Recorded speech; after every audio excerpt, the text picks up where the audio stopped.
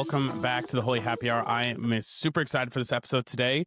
But first, it's the happy hour part. So grab a drink. And today I actually have a special drink with me. We have a local brewery here in Tulsa, Oklahoma that is owned by a Catholic business owner. And it's called Marshall Brewing Company. And they did this super cool University of Tulsa Golden Lager, which I thought was really cool. And I talked with one of the development directors over there at the Newman Center at the University of Tulsa, which, if you guys know a little bit about my story, is where I was working before I became a focus missionary. And they are currently working on they're trying to get them to do a Diocese of Tulsa beer, which I think would be awesome. But so, yeah, grab a drink and enjoy another great episode of the Holy Happy Hour. I am super excited for this episode because these people that are joining us today, the Bulmans, Deacon Jason and Rachel Bulman, were actually at my parish recently. And when they're at my parish, I kind of thought maybe I recognized them, but I hadn't really heard much of their content or anything. And it wasn't until after that retreat that I knew, like, I have to have these people on. They were just so dynamic. And even more importantly, which is great for this topic today, they were just so in love. You could tell that this vocation of marriage, this holy marriage, was alive and well within them. And I think you'll see that today when you watch this episode. But we're going to get to that real soon. But what's great, what I've thought has been great about all of these episodes recently is I feel like where my prayer life is going, where my small groups and Bible studies and conversations are going, has been leading so well into who God has been putting in my way, in my path. There we go. There's a word, in my path to have on the show. And I thought it's been super cool that we have just recently started Salvation History. And in starting Salvation History, we were obviously going through the creation and getting to this Adam made in the image and likeness of God. It was not good for him to be alone. So he was put to sleep and the rib was taken from his side. And I love that. I believe I can't remember who said it, but and maybe it's in the Bible. I don't know. But where it says that it wasn't taken from his foot for a man to walk over, wasn't taken from his head to be led by this person, but taken from his side to be an equal partner. And I just love this idea and this picture very, very early on, obviously during the creation story, of marriage being instituted, that a man and a woman come together, and when it is ordered, it is so, so beautiful.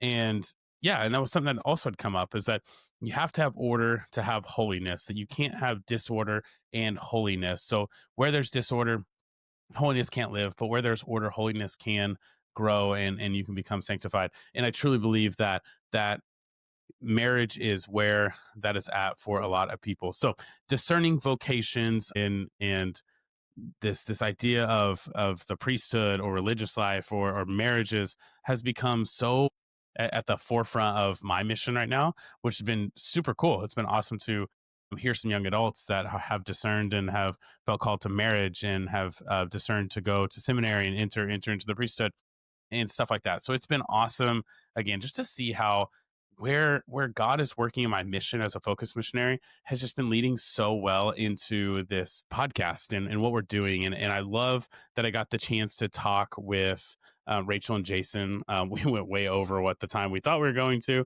So stick around, and I hope you guys enjoy as well. But yeah, we're just super grateful at the Holy App Air to have them on. Rachel will be at Seek in Denver. So if you guys are going to Seek, we will see you there at Denver, but Rachel will also be there. So if you love this episode, you can also check out Rachel, who I believe is actually doing one of the talks at Seek. And so I'm super excited to catch up with her when we get there. So you guys sit back, grab a drink, enjoy this happy hour with us and this holy conversation as we dive into another episode of the Holy Happy Hour. And then we will catch you guys at the end to do a little wrap up and a little bit of announcement of a new series coming up starting next week. But yeah, make sure you guys like and subscribe too. That helps the channel grow, helps the channel reach more people for Jesus. And this helps us fulfill this mission of reaching people online, bringing more joy and more Jesus to the internet, because God knows that's what it needs. So you guys enjoy this episode with Deacon Jason and Rachel. And today we are diving into a little bit of the idea of marriage as a sacrament and what it looks like to live a healthy domestic church at home. All right. Well, we are here with the Bowmans, Deacon Jason and Rachel. How's it going? Good. Good to Good. see you. Yeah, good to see you guys too. It's been, just a couple months, I guess, since you guys were at our parish. Or no, maybe it has been longer than I think now. When was that? It's been longer. We're having like Tulsa withdrawals. Yeah. So Yeah. Yeah, I know, right? It's a great place. The diocese is small but on fire, and it's growing like crazy. We've got like OCIA numbers out the roof at every parish. Even the local Newman Center I used to work for had 3 people in OCA 2 years ago, and now they have 22 in OCIA right now. And I don't know, it's wow. just a fun place to be. Super lively and Yeah, active, we've jokingly looked at each other and been like, "We'll move to Tulsa. I Okay, know. move to Tulsa." I right? mean, semi-serious. Yeah, We may not be praying for your pastor to become a bishop, but it's fine. yeah, yeah, yeah. That would we at Christ the King know, and we are prepared.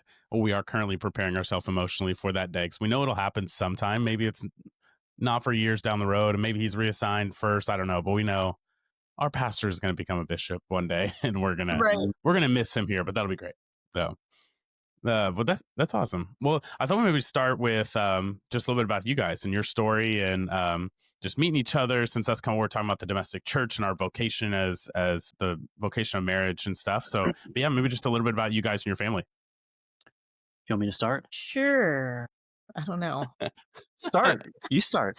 Starting from like when we met is an interesting way to start because I think where were you at in your life when we met? Yeah. So Mm, when we met, when I was 23 years old, is kind of when mm, my reversion to the faith began. mhm. I had fallen away during college. I was raised Catholic, fell away during college, like, I'm sure many stories go. Yeah. The Lord kind of knocked me on my backside. I guess a better way to say it is that He let me have what I thought I wanted. Mm, I had it to the point where it left me in disappointment. And so, thanks be to God, my Catholic upbringing really came through. And I mhm, tell my parents even to this day that their love for me and raising me in the faith did end up saving me, even though I put them through, a lot of torture for about 5 years. So I went from such a place of slavery, if you will, to mhm, such a place of freedom that when I met Rachel, I was like, for the first time in my life, I was sort of making decisions in a place of freedom, like knowing my own belovedness and mhm. set free by that. And so the last thing I was looking for was another relationship. But looking back now, I know that that was exactly, a Mhm. healthy place to be, Yeah. rather than trying to like fill that gap, that only God can fill. And Mhm, so when we met, I was kind of discerning, like, or figuring out somewhat, like, okay, I want to give my life to the Lord. I'm still sort of stuck in some sins that needed to be worked out. mhm. But like, what does that look like? Is it the priesthood? Is it this? Had you released the point? A little bit, yeah. Yeah. Because I mean, I couldn't help but, I mean, that's where I think men's heart just naturally goes. Whenever you're Yeah. like, I really long for prayer. Mhm, I'm listening to a Gregorian chant all the time. The things that used to make me happy don't make me happy mhm, anymore. And but it wasn't like solidified, Yeah, I was not thinking, I was like, I mhm. not remember till you really thinking about it after we had met. 100%. I mean, Yeah. there was just a little bit of seeds there, but I knew Mhm, one thing because of the unhealthy relationship I had mhm, with a girl during college that I thought I'm about to go into PA school, and the last thing that I mhm. want to do is I knew. Well, let me just say it this way: I wasn't ready. I don't Yeah. think to understand what a healthy Mhm, relationship even looked like. mhm. Yeah, yeah. So But you were home. He was home for Yeah. before he was going to go to PA school. Mhm. Only for like 3 months, so it was a very kind of weird. Yeah. We had grown up probably within 40 minutes of each other all throughout our lives, but didn't know. Wow. Yeah. So Yeah. then he comes home after going away from college. Came home. I went to college here locally, like 10 minutes from his house. And Oh, so okay. then I'm out of Mhm, college, he's out of college, he's home for a little bit of time, we meet during that span of time, which mhm, probably 2 or 3 mhm. months he was there, and so we met in a very smoky dive bar mhm. and, Bet. stiffest drinks in town with the smokiest, I mean, crazy, like, you would leave and you would still smell like smoke for, like, a week Yeah, yeah. afterwards. Yes. And We have so a bar like we had a bar like that in Stillwater, and it's so funny. The priest there in Stillwater, Father Carey Wakilich, you guys probably know him, but he said people need to get off the internet and start going to bars again. He's I Yeah. yeah, don't know if right? you ever It's like true. recommend that, but still like online dating, yeah, it can work for some people. Nothing against that, but he's like, but man, Right. people need to get into bars, and I'm like, that's pretty Yeah. funny. Yeah, It's Well, true. I can't tell you how many people that like when they meet us are like, wait, you met in a bar? Like that gives me so much hope. Yeah, we're like, no, yeah, you can no, do right? that. Yeah, But we met there, and it was mostly because I was sitting there with one of my friends. They were playing like in smoky dive bars. If you've ever been in hmm one, they're usually playing like some weird 90s movie or something yeah, like that on the television. hmm So they were playing Speed with Keanu Reeves, this old movie. Jason looks a little bit like Keanu Reeves. And so he I see it. walked underneath the TV, and I was like, that guy looks like Keanu Reeves. And a little bit later into the night, let's say after I've drank some courage, that's usually how I say that. He walked by me, and my friend didn't see him. So I grabbed him and I was like, this is the guy. And he was like, what? He's like, what are you doing? He's like, do I Yeah, know you? And I was like, no, we were just, I'm sorry. And so then he walked off, and we didn't see each other again for like a week. yeah, And then the next hmm time we saw each other, we started talking, and really the rest is history. But yeah. when we met, I was Protestant. And Okay. so that's another thing that a lot of people will bring up, Yeah. especially after meeting us. And they're like, Mhm. everybody wants us to date. Like, what if he's not Catholic? And I always Mhm. tell people there are red flags that Mhm. should not be entertained if you're thinking about dating someone and Yeah. they're not Catholic. There has to be Mhm. like a method of openness to it. They have to have Mhm. some sort of relationship Yeah. with the Lord for you to build on. And that um, if they're not even open to discussing Mhm. Catholicism or open to talking about, Mhm. any kind of theology, I mean, that's a red flag. You probably Yeah. shouldn't enter into that. Well, And so when we really when started I was just to say something real fast on that, I was teetering a line because when my wife asked me to go to mass with her for the first time, I said I will, but I will never become Catholic. So I was like waving a red flag like this, and luckily she was like, I'm gonna let this one slide for just a second. We're gonna see if he truly means that. But I agree. I agree. If I would have actually stayed true to that and been like, yeah, I went to mass. Okay, I'm not gonna do it. I'm not even gonna entertain the idea. I agree. That's a big red flag. But right, and I think it's really yeah. interesting because we've kind of entered into this kind of place where we have no openness to love other hmm people and into the faith in that way. hmm And so I'm really thankful that Jason was pretty patient with me hmm initially. And I think it was my Protestantism that made me so open hmm to understanding and kind of understanding what Catholicism was all about, because I didn't know really anything about it other than what I'd seen in Yeah. television or read Yeah. in literature, Yeah. which isn't great, you know? Yeah. Yeah. And nowadays you have those two, and then also that crazy Catholic person that's posting on social media all the time that seems Mhm. like you're terrible for being Protestant. It's just like, oh my gosh, you're not doing anybody any favors here, though. Yeah, you're really not helping the mission here, bro. No. Yeah. Yeah, I mean, I think our story, now that we're talking about it, is just such a good example of God's grace and how, I mean, you have all the sort of external situations and stuff that seem to say, like, this is maybe not the best idea because number one, I'm about to go off to, get my master's and it's going to be hmm like 8 hours of school every day. And, it's crazy hard school. I just got out of a really bad relationship with someone else hmm not that long before that. I'm still in this place of like, am I supposed to even go to PA school? What if I'm supposed to be a hmm priest? Like just hmm utter confusion.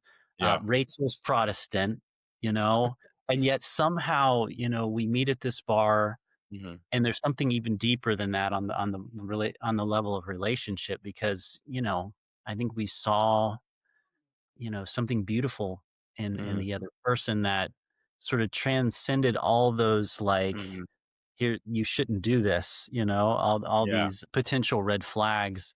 Yeah. And in the end we just ended up trusting that this was not by chance that we met, and we had a couple of hmm talks where we literally talked for like 8 hours straight, Yeah. about deep things. And then Rachel eventually, she was working at Carrabba's at the time, and one of the people that she worked with said, is your boyfriend Christian? And she said, well, yeah. And she said, is your boyfriend Christian? She's like, no, he's Catholic. And so, and actually, I thank God for that conversation because that sent Yeah. her on this path of like, well, what are hmm you talking about? Like, because she hadn't Yeah. really heard that before. I had heard it, growing up Yeah. as a Catholic, you tend to hear those things. Yeah. And, but I had finally taken the faith so seriously that when Mhm. she said that to me at that moment, for whatever reason, it just cut my heart in half, you know? Mm. And Yeah. so it led me to investigate this whole Protestant Catholic, divide. And so she did and we ended up doing it together. Mm. So what seemed to be a sort of unlikely development in relationship and in terms of where we were Mhm. at turned into this, journey Mhm. that we did together. And it Yeah. actually edified me, in my own faith, obviously Rachel in her faith walk with the Lord. And even though it was really hard, like very hard, Mhm. Mhm. that time, we both, trusted the Lord's providence Mhm. mm, and it ended up working out the way that it was meant to. Looking back, it's pretty incredible, Yeah. actually. Yeah.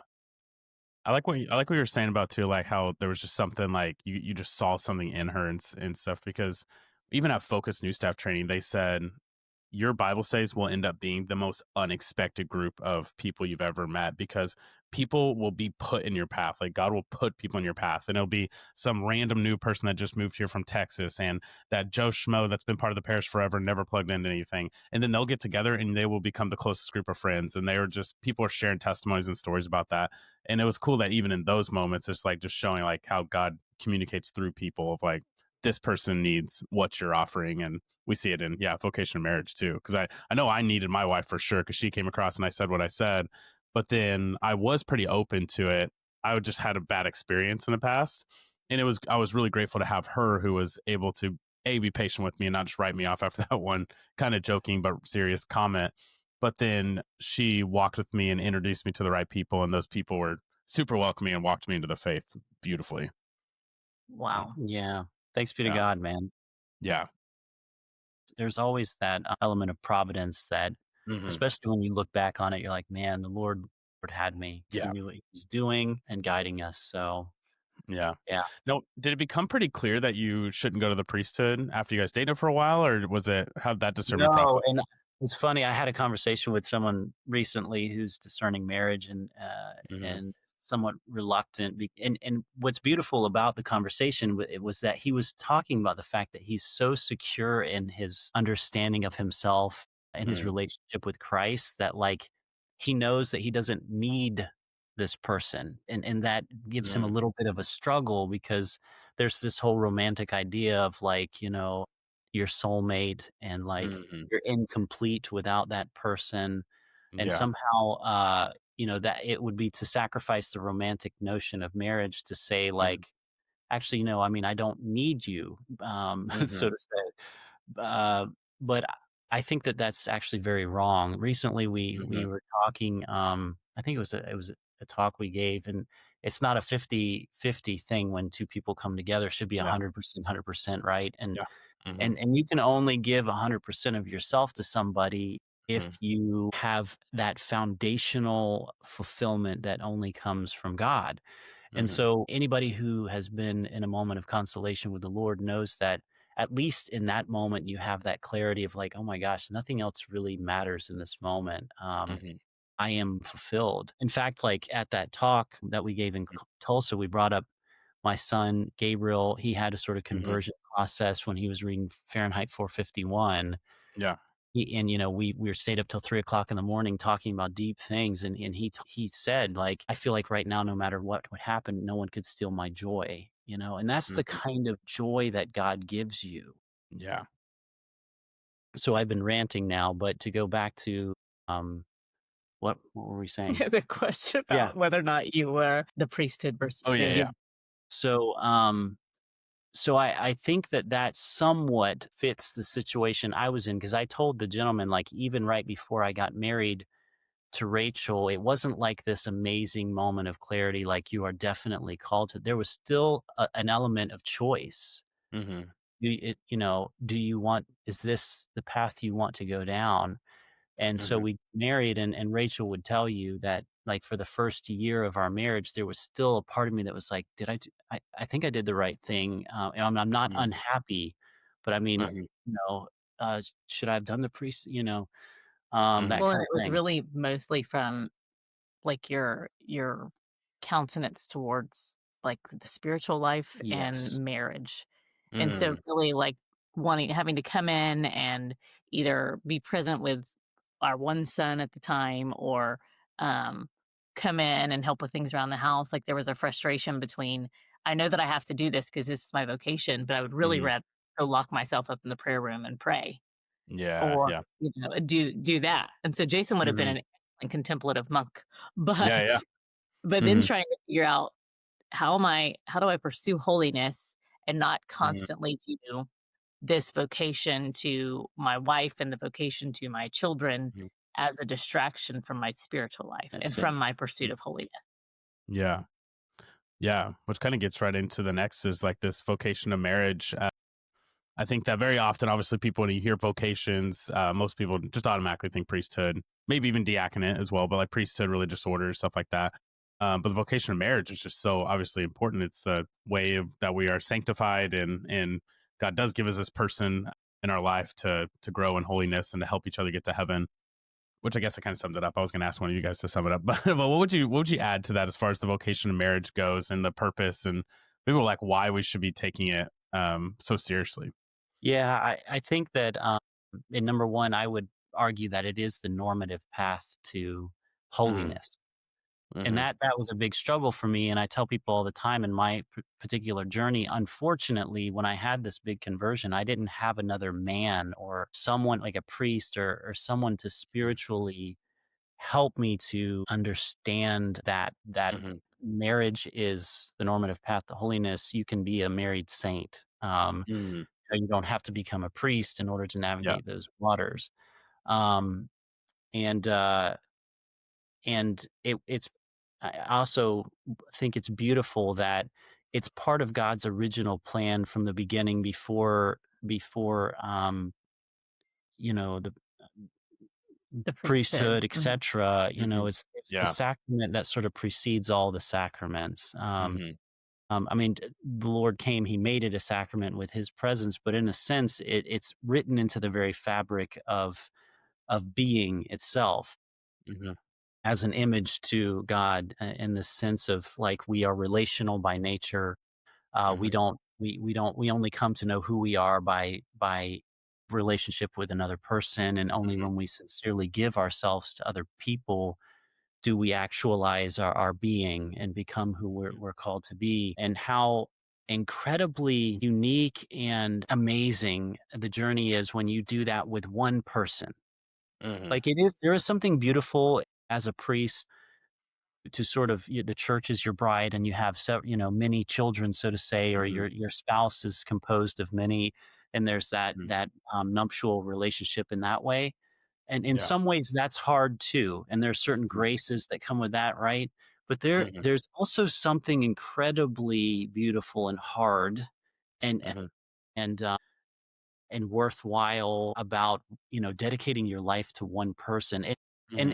in that way it speaks to the unconditional ever deepening reality of love itself. Hmm.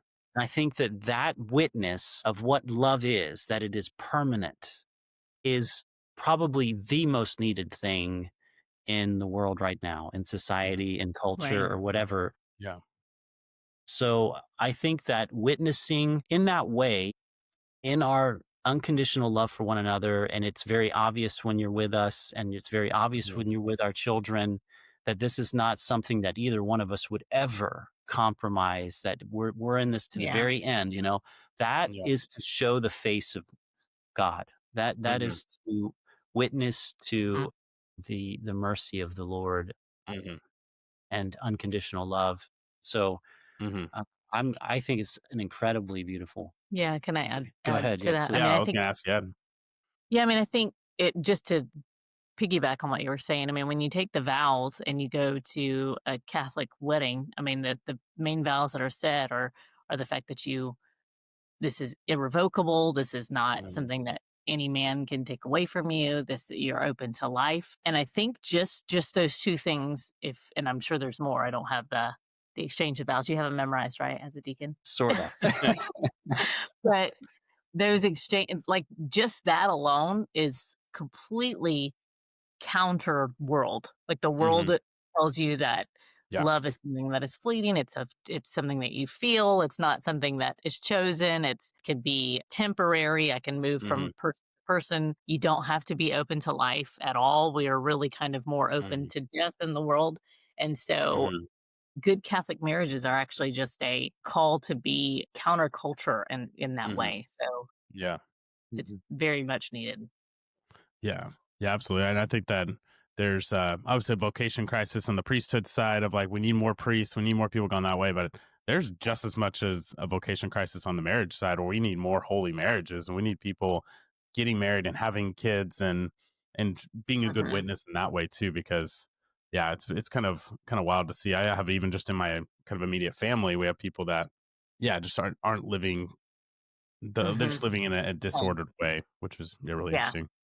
Yeah. Yeah, and I think that I have to say too that I really think that if we have more Catholic marriages that are grounded in the foundational truth of the church, Mhm. grounded in what we should understand is what love is, Mhm.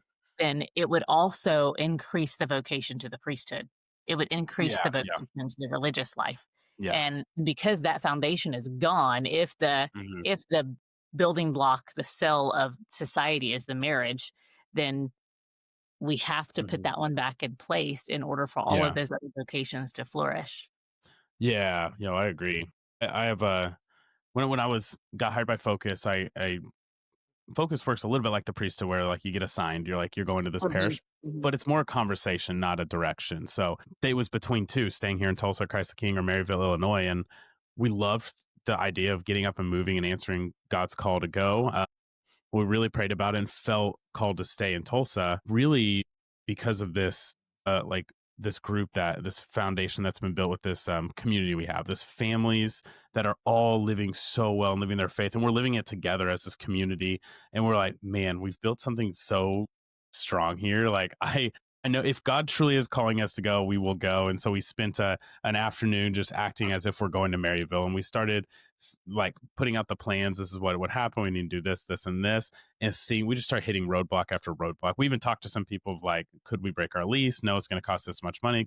Would Focus help cover that? No, they can't help cover that. It's like, okay, well, this is like we feel roadblocks coming here, and everything with Christ the King like fell into place. And but we were really called to stay here because that foundation, and we want our kids growing up around other families like that. And we had a priest say that we may be in a vocation crisis now, but they have a lot of hope here in Tulsa because of how families are being run. And we see our whole group, and I actually joke all the time, it's like we need more girls. Everyone stop having boys, because if our kids are all going to marry each other, they gotta Right. we need a good ratio. But then I thought about, wait, we can kind of have a 2 to 3 ratio, because a third Yeah, could be priests and then the yeah, other one third and one third can marry each other, then we're set.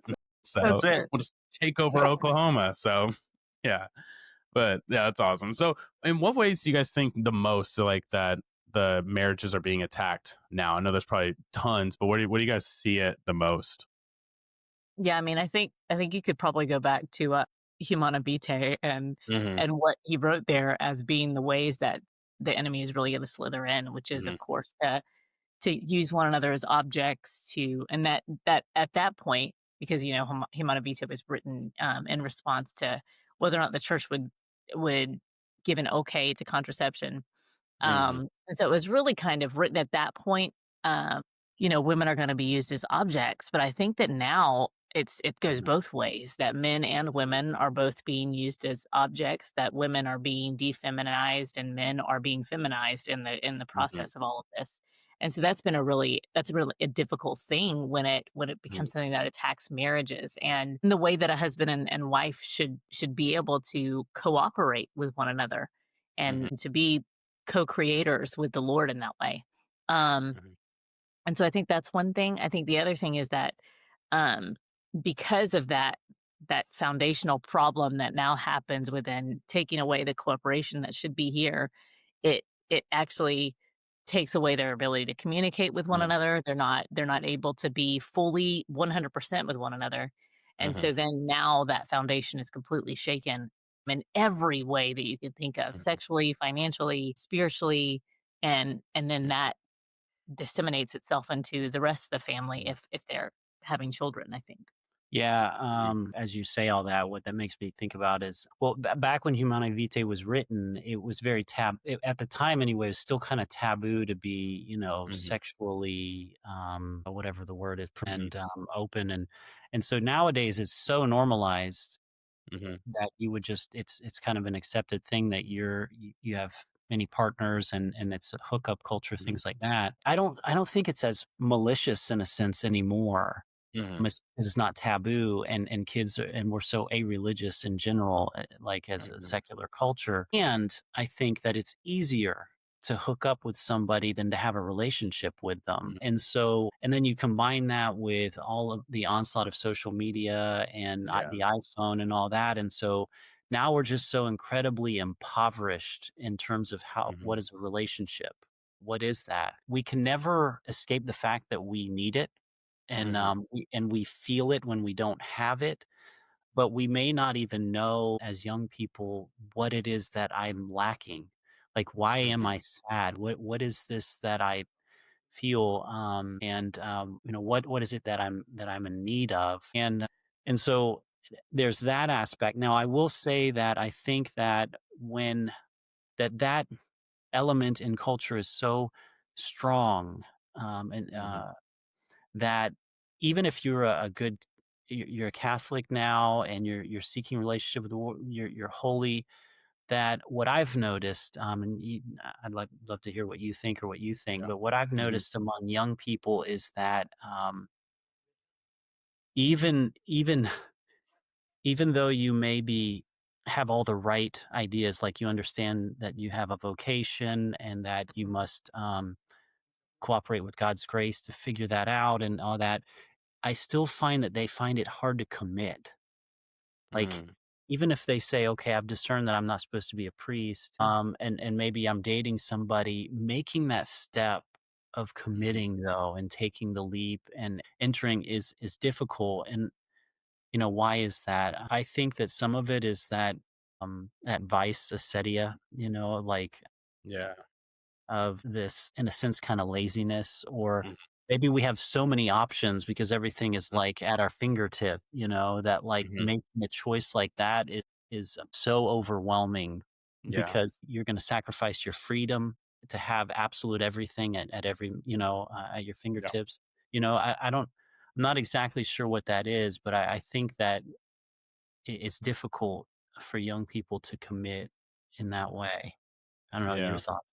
Yeah, I mean, my first thought went to, just how the enemy attacks in general. We just, Mhm. started up our salvation history Bible study today, this morning, and we are just talking about the fall and how one of the very first things out of his mouth is like, "Did he really say you can't eat from any of the trees?" So he plants that seed of doubt, and how he's just looking for any way he can just plant any kind of seed or any kind of just crack the foundation a little bit. Because if he can crack the foundation of a house, it's going to collapse eventually. And my thought was that maybe just getting in there and just planting that seed of doubt that, like, are you sure you want to commit to this person? Are you sure that you, I mean, one night stands are easier, or like oh, the parties you'll miss, or the that girl may be better. I don't know.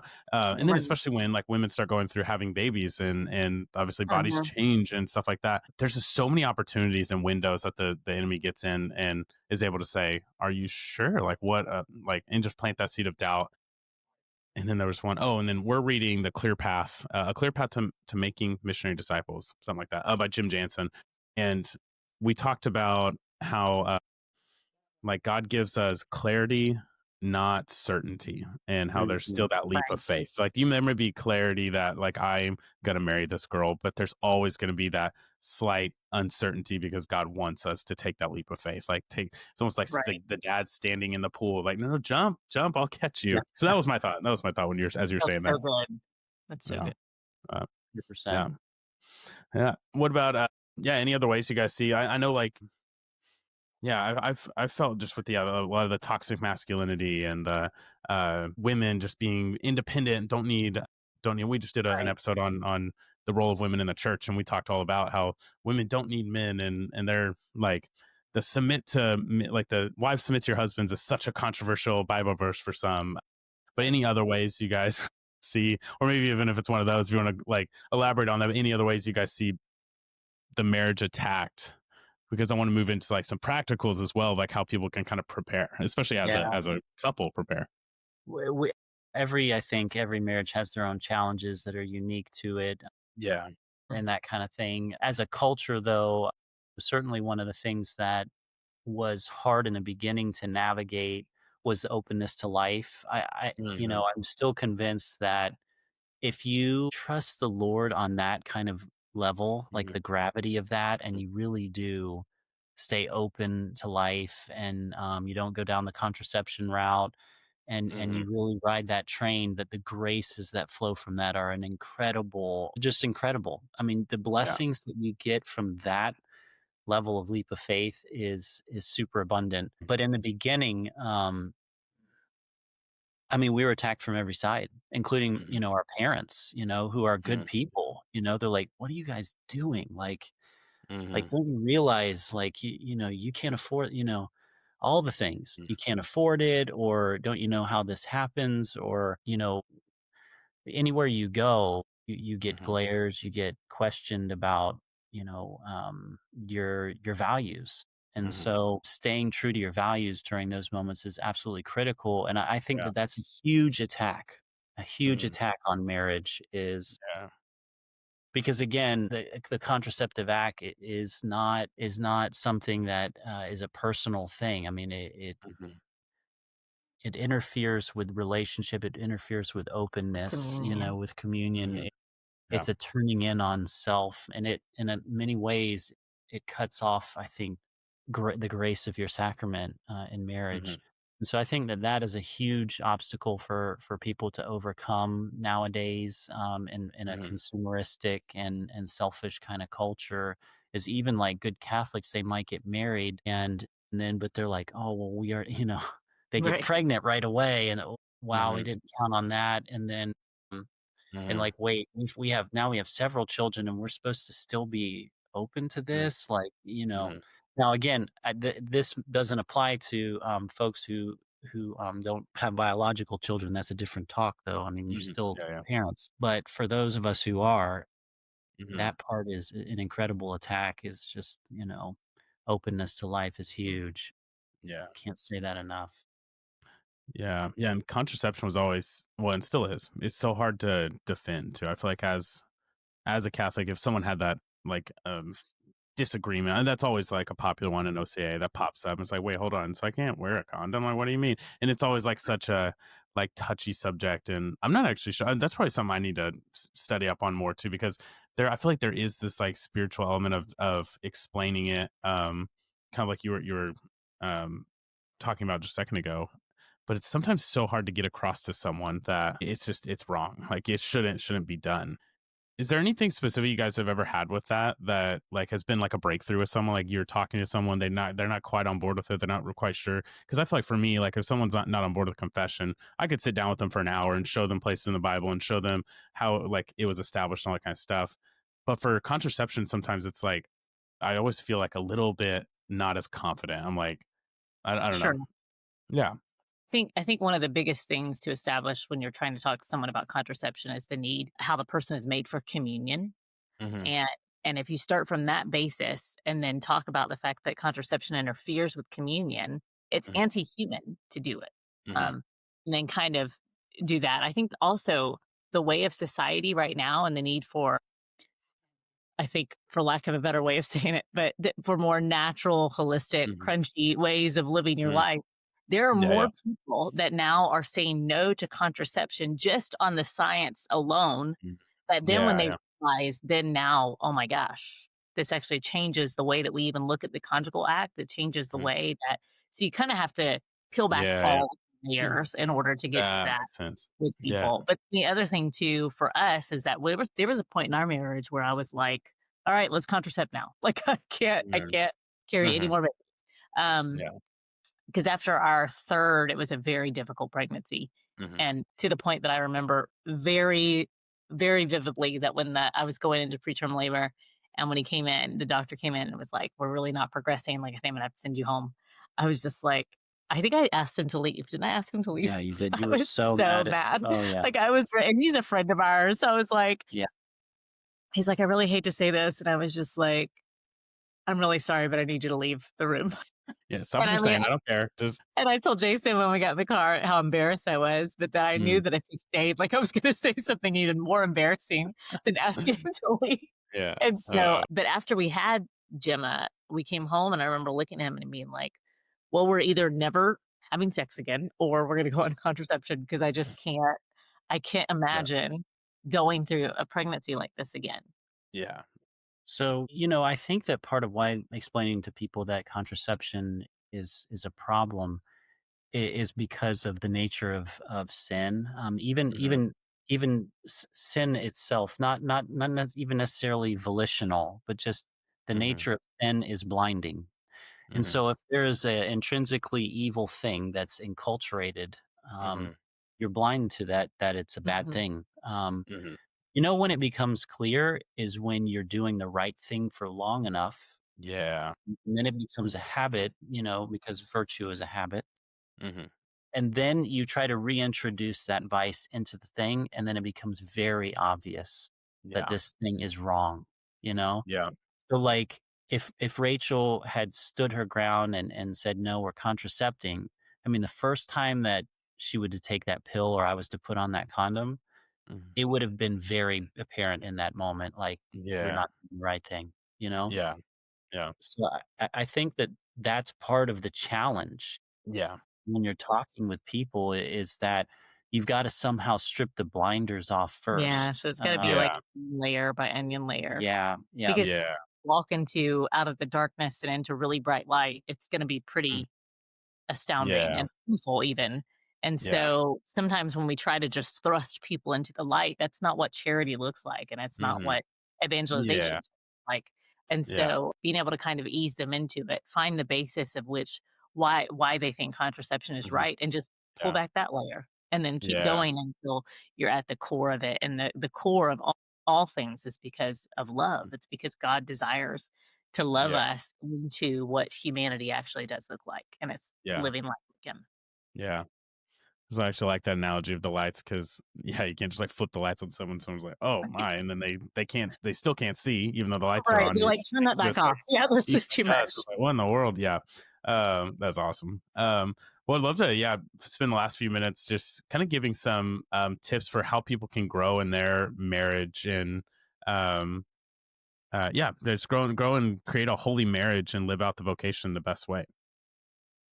yeah, I mean, prayer is foundational, Yeah. right? Sacraments are foundational. So, because ultimately, it does take 3 to get married, and so if God is not, like, number 1, Mhm. both of you together, Mhm. then that's what needs to be fixed first, and so that there are many obstacles that could be in the way of that.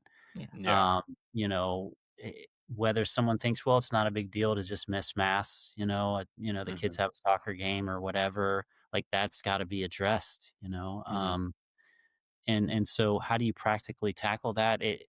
I mean, what Rachel and I have always kind of come back to is prayer and then open conversation, Mhm. like open conversation, vulnerable conversation, like Yeah. saying the hard things, like what bothers me about her, what bothers her about me, Mhm. things that we do that have hurt each other or insecurities. Like it's hard to pray together as a couple at first. Mhm. Like that's a thing. Yeah. And I don't know how many people actually do that before they get married. Mhm.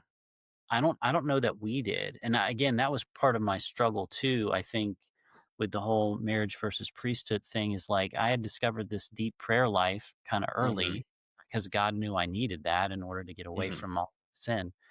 Yeah. Rachel, her experience of prayer and worship was different, and I did not know how to let her into that. And Mhm. she felt intimidated to talk about that. Well, that's a big obstacle. Like, Right. that's Mhm. going to hurt your marriage. You can't have this prayer life that's somehow totally isolated from the one who you've become one flesh with. Like, Yeah. that's not, Mhm. That's practical. I think for a lot of people, like you said, it's scary. So to talk about the fear of it and then not to give any yeah, a lot of people don't know what to do. They're like, "Well, I'd like to Mhm. pray, but I really have no idea how to do that." mm, So Yeah. So practically, I mean, I would definitely suggest the church is just bursting at the seams with rote Mhm, ways to pray mhm. together. So you Yeah. could start with the rosary. The rosary is too long. You could start with the liturgy of the hours. Night prayer is super Mhm. easy. It Yeah. doesn't change. It's the same for each day. So Monday is always the same. Tuesday is always the same. It's Mhm, very short. So being able to do those things together, and then even something as simple as when your spouse hugs you in the morning, praying that mhm, God will be with them throughout the day. mhm. You know, Yeah, those yeah. are huge, huge things to practice praying for with one another. The other thing that we would do, is when we really weren't used to praying together is, let's go to bed and let's like right before we fall asleep, let's hold hands as we're laying here Mhm, and just pray really quick. So thankfully, what were you thankful for today? Thank God for that, and then pray for rest tonight. And so mhm. we both Yeah. did that very early on when before we had Uh-huh. even knew anything about the liturgy of the hours or praying Mhm, in that way. And kind of, I think that those kind of things it's a baby step process. So if that makes you mhm. really uncomfortable, I get it. But taking those kind of baby steps in practical ways, and the church has them at I mean, there's so many ways to do Yeah, that. Um, the other thing yeah. too that I was gonna say that's important for you is to go on a date. Mhm. Yeah, yeah. And there are so many people that don't do that. It becomes inconvenient, especially as your life kind of goes on. You're Mhm, really busy, tired. I mean, right now we are perpetually tired. Mhm. Uh, Yeah. mhm. so with twins that are 4 and then a 14-year-old that's involved in a lot of different sports and things right now, we are just Mhm, always on the go. And mhm. so being able to say, "Oh gosh, we should block out some time." And so I mean, do that. Like I know Yeah. that there's like a serendipitous nature of looking at life and going, "Oh gosh, it's always gotta be just so romantic and spur of the moment." Mhm. And I mean, maybe before you had kids, like maybe Yeah. before you weren't the CEO of the company, that seemed like a great thing. But now you really do Mhm. have to plan it, and that's Yeah. fine. That doesn't make it less romantic. It doesn't make Mhm, it less beautiful and less full of love for you to mhm, go, "Hey, what about next Thursday from like 6 to 7 p.m. mhm, we go on a date?" And maybe that just looks like you going to get coffee or tea or going to go get a drink together or taking a walk around the block. The other mhm. thing too that's awesome, we have not had to do this, but there are people that will set up, I don't know if you guys do it at Tulsa, is set up like God, what are they called? I can't think of the word, but where everybody kind of pitches in and you have like a Potluck? list. No, babysitting each other's kids so that people Oh, can go on. we've Stick talked collab. about doing that, but currently right now, Focus, sponsors a what? We're about to pull something, What is it but called? Focus sponsors a date night. So, once a quarter, which we need to do it more often, but once a quarter, we organize all the childcare at the church, and they show up to the parish, drop the kids off, come to Fletcher Hall. We give them a little, hey, for tonight's date, here's some discussion questions if you want it. But So yeah, no, good. it's yeah, that's been our big focus at Christ the King is dates. Like going on dates is and Right. and as you guys are sharing a lot of that, I was just thinking of like being spiritually and just and world like any and just being flexible in general. I feel like it's the biggest thing that's been. Now we're still early in our marriage. We're 6 years in, but that's been the biggest thing I feel like we've noticed in the last couple of years. That has been so like a huge Mhm. breakthrough for us. It's like no, I wasn't Catholic before we were married, but she was. So, but she knew we're married now. I can't just like be going off to these retreats and going off to like do 2 hours of holy hour or something, Right. and like doing all this stuff because I have like a partner now. And then when kids came along, that throws another wrench in. So you got to be able to Right. be flexible and bend around that um not obstacle. I shouldn't say that, but that other thing that that comes into to our lives. But yeah, just constantly being willing to morph and change, and everything's going to look different. Because I know praying with our kids right now, like praying together is a little awkward. Praying with our kids is just frustrating, and it's just like I'm just going to be okay. Just be okay that they're going to run around and not listen to Yeah. the. They're not going to listen to four and a half of the decades. They're going to run around for that. Just being Yeah, okay and with that. I think one of the other things too is that like there might be people that listen to this and we're talking about, the fact that you have to make Christ the center of your marriage. And if it's not, yada, yada, yada. But there are a lot of people that Mhm, where the wife is super on fire and the husband is not, or vice mhm, versa. The husband is super on fire and the wife is not. And what do you do in those situations? You keep pursuing holiness. You keep mhm. asking the Lord, please refine me. That's a really dangerous prayer, but Yeah, keep yeah. asking him to refine you and Yeah. then be able to be a monstrance for his presence in the world. Mhm. And eventually, maybe not this side of heaven, but Mhm. eventually your spouse will see, that you were the image of Christ for them. And Mhm. so it's just a very difficult thing to to say all of this stuff in the midst of our world, and for people to look at it and say, gosh, well, that's not attainable for us, and Mhm. that's not a reality for us. We're not going to be able to have vulnerable Mhm. conversations and pray and go to mass all the time. But you should. Yeah. And just taking those Yeah. steps to do that, it really is just doing it one foot in front of the other, doing the next Mhm. right, trying to figure out what is this way that I can do this to where I'm not going to become so overwhelmed in my marriage and these habits that I'm going to make that the object Mhm. of my pursuit instead of my pursuit of the heart of Christ. And sometimes that means doing very small things, whether that Mhm. means I'm just going to say whisper a prayer because Mhm. maybe he's going to be offended by it if I say it out loud, or inviting him to go to mass and him telling me a billion times no, or Mhm. me being able to say, I'm going to take the kids. I know that you don't want to go, Mhm. you're welcome to come with us anytime. And so there's Mhm. just a lot of suffering that comes with with being able to say yes to this. And sometimes it's together, and sometimes you're kind of pulling that truck along by yourself. And the Yeah. Lord sees that. Yeah. One little practical insight that I Mhm. think has been real central to our marriage and to raising kids too is that is to recognize that the enemy, like you were mentioning earlier, the Mhm. enemy never does anything new. His way Mhm. of deception is always the same, and he always is trying to attack your identity.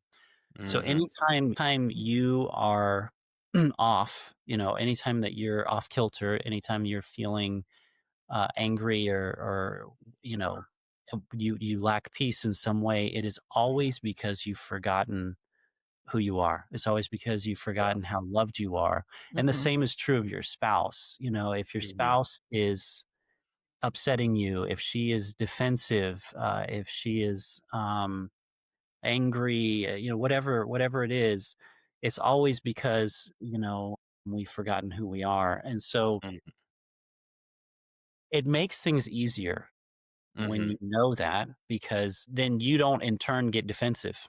Mhm. You don't take it personally, right? It's just that she needs to know that she's loved, and he needs to know how loved he is. And so that practical insight will help you to navigate Mhm. arguments, and Mhm. we all have weak moments throughout our Mhm. marriages, and so Mhm. being merciful with each other, it becomes very easy in that way. Mhm. um I don't know if Yeah. you had. Yeah. I think that I've seen that early in my marriage is how fast, like, just reminding each other how much we love the other one, even in those times, or especially in those times where maybe my wife has done something or I've done something to her. Whoever was the if I did something to her, me still showing up to her and letting her know how sorry I am, but how much I love her, and when she's able to reciprocate that, just this reminding each other how much we love each other. I think it always kind of it reorganizes in my brain that we're on the same team. We're not against it. We're trying to get to the same place instead of this my way or Mhm. your way type thing. So yeah. Yeah, it's true. I think one of the most disarming things in the midst of frustration is to be able to honestly say, like, either what do you need right now, or Hmm. how can I help you? Like those two things. I mean, that's like the golden ticket to kind of, let's just Hmm. disarm the situation and let's figure Hmm. out how we can move forward. Sometimes Yeah. the answer might be, I have no idea, which is fine. Yeah. And one of the things that I saw the other day, which was fantastic, was that, a hug, like a 20-second hug, resets Hmm. your nervous system. Yeah. And Yeah. so I think even just going, I think I need a hug, just Hmm. not being able to, don't be so insecure to ask for Hmm. what you need. And I think that Yeah. more spouse would do that, if more husbands would do that, if more wives would do Hmm. that. That requires you actually knowing, Yeah. but it Yeah. also, that's something that you have to start working on with yourself, to be able to be Hmm. so astute to your own heart and your own needs that you can respond to that question appropriately. But then Yeah. being able to have that kind of conversation with your spouse, I mean, it's incredible to, you've also probably been asked, what do you need right now? And it's not someone that Hmm. really wants to help you. So Yeah. the person Hmm. asking that also has to be vulnerable and Hmm. peace when they're asking that so that the other Yeah. person does really feel like you really are Hmm. trying, okay, good. This is what Yeah. I need. Um, Yeah. those kind of things are just they Hmm. sound very trite, but they're Yeah. kind of dangers. Yeah, and I feel like healthy marriages that are like at 10, 15, 20 years, those are those couples that when they are healthy, you like see like the husband's like, "Oh, if my wife's had a bad day, I know exactly what to do to help Right. her feel better. I know exactly how to empower her or help her feel good about herself again or whatever it is." And I'm like, "Oh man, I need to keep asking, but I have to ask the question early and I have to get to know those answers first so then I can Yeah, that's do really that." good. Awesome. Well, thank you guys so much for joining us and we went a little long, but that's okay. It's great. I hope Thank I you. didn't take too much time from you guys, but No, it's great. where can everyone find you guys if they want to follow along more with either your guys' story, like your guys' if you guys put out because you guys have a podcast too, right? We do not, but I'm laughing because when Oh, people ask where to find us, I'm always going to look at him and be like, "Where do people find you?" They what's your cell can. phone numbers? We'll put your cell phone numbers on the screen. I'm just Yeah, there kidding. you go. Call me anytime. No, the best thing probably to do Mhm. in order to find him is to probably find me. Yeah. But it is on all social media platforms. It's just Rachel Bulman and then Nice. rachelbulman.com. And then if you find me, you will inevitably find Yeah. him, who is not Yeah. very active on social media. But that's how you can find Hey, him. that's Or just awesome. come to Lakeland, Just you come to know? Lakeland. Yeah, there we go. There's come to Lakeland, or maybe by in the next couple of years, could just come to Tulsa. So we'll see That if that sounds good. happens. All right. Well, thank you guys again for joining us. Then you guys make sure you like and subscribe and support the channel. And yeah, other than that, we're praying for everyone, and we always pray extra Hail Mary for everyone who stayed all the way to the end. So thank you guys so much, and we will check you guys next time. All right. Cheers to the Bowmans again for being on. Just super grateful to have them on. I'm just so blown away by just the advice they have. One thing, like I kind of mentioned, is that you'll see it in the episode, is I love the way they look at each other when they're answering their questions. It's just again, you can see it in marriages when there is like Deacon Jason mentioned, when there is that idea and that the joint thought of like this is forever. Nothing can take this apart. Nothing man can take this apart. Only death could take us apart from each other. And I just see that in them when they look at each other, how they interact, how they pass it off to each other, and yeah, it's just so beautiful. So again, thank you to the Bowmans. You guys can check out Rachel's, like she said, if you want to reach Deacon Jason, you got to go through her because he's kind of off the grid, which is awesome. But you can reach her in the description below. She's on Instagram as well as her website. And all those links are in the description. So please check her out. And yeah, get her out to speak at your parish. Get them both out to go do the retreat at your parish. I promise you guys will not, yeah, you will not regret it. You will absolutely love it. So the big announcement before we close out is that we are going to be doing a second video. I realized that I think what our audience was really liking is more consistent videos and more of them. And so we are going to be launching 2 videos a week. We're going to be doing a Tuesday morning one, still a holy happy hour, just being happy and joyful with our coffee. And this one is going to be a Bible study led by me where you guys can join live and like well, it'll be a premiere, but I'll be there to comment along and answer questions. But it'll be led kind of like a virtual Bible study. And then I will have guests on that one as well. We're going to be starting with some the charisma. We're going to be jumping in salvation history and doing some things to help you better know the faith so that you can be so confident when you go to share it with people at your work, people at just, I mean, within your circles, your peers. And so we want to help guide people through this. And it's something I've just obviously been super passionate about, especially as a focus missionary. So Tuesday mornings at 7 a.m. Central Standard Time starting next week. And then we have the Holy Happy Hour where we grab a real drink and we interview people and talk about their conversions, talk about their ministries and in different topics that you guys typically are sharing with us. So if there's any topic you'd like to see, you guys can email us at theholyhappyhour.com. And we are, yeah, just super grateful for you guys. Make sure you like and subscribe to support what we're doing. We will catch you guys next week with which I believe, I know I've said this a couple times, but with Carla Broussard. We have been trying to work out our schedules and get that recording, but we do have Carla Broussard coming up, as well as Kyle Whittington, who is going to share a lot about digital mission, a lot about what it looks like to be Catholic and a person who engages with social media, because there's a lot of dangers in that. So that's a great episode as well. And he's also going to share about the Catholic Creators Conference coming up May 2026. So make sure you're on the lookout for that episode as well. So like, subscribe, alert, all the normal stuff. We'll catch you guys next week. If you made it this far in the video, we are praying for you even more. I promise we're praying for you more. I'm just kidding. We'll say one more Hail Mary for you though. And you guys have a blessed rest of your week, and we will catch you guys next week.